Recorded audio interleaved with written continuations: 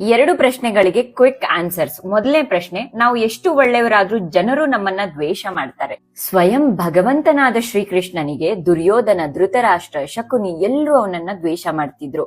ನಿಜವಾದ ಒಳ್ಳೆಯತನವನ್ನ ಅರಿಯೋದು ಅರ್ಜುನನಂತವರೇ ಅಲ್ವೇ? ದುರ್ಯೋಧನನಂತವರ ಅಭಿಪ್ರಾಯಕ್ಕೆ ನಾವ್ ಯಾಕೆ ಚಿಂತಿಸ್ಬೇಕು?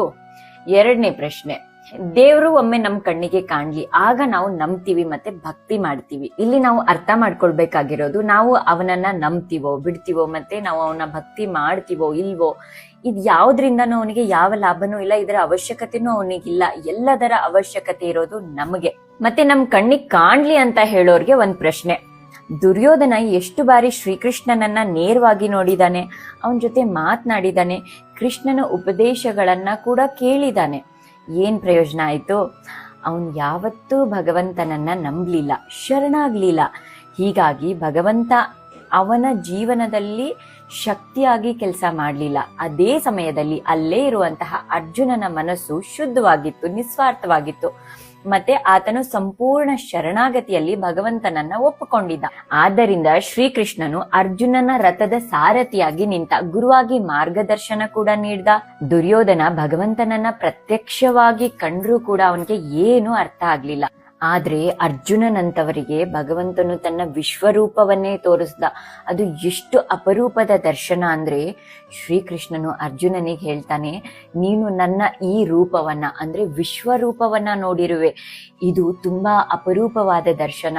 ಈ ರೂಪವನ್ನ ದೇವತೆಗಳು ಸಹ ಎಲ್ಲಾ ಕಾಲಗಳಿಂದಲೂ ನೋಡೋಕೆ ಆಸೆ ಹೊಂದಿರುವವರು.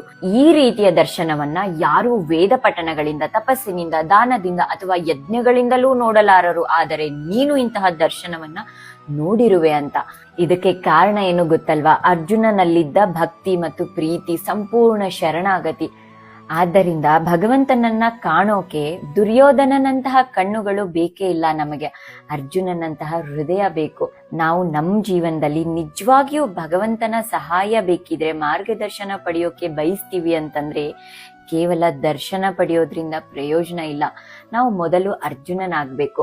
ನಮ್ಮ ಮನಸ್ಸು ಶುದ್ಧವಿದ್ರೆ, ಸಂಪೂರ್ಣ ಶರಣಾಗತಿಯ ಭಾವವಿದ್ರೆ ಭಗವಂತನ ದರ್ಶನ ಕಣ್ಣುಗಳಿಂದ ಅಲ್ಲ, ನಿಜವಾದ ಅನುಭವದಲ್ಲಿಯೇ ಸಿಕ್ಕಿಬಿಡುತ್ತೆ.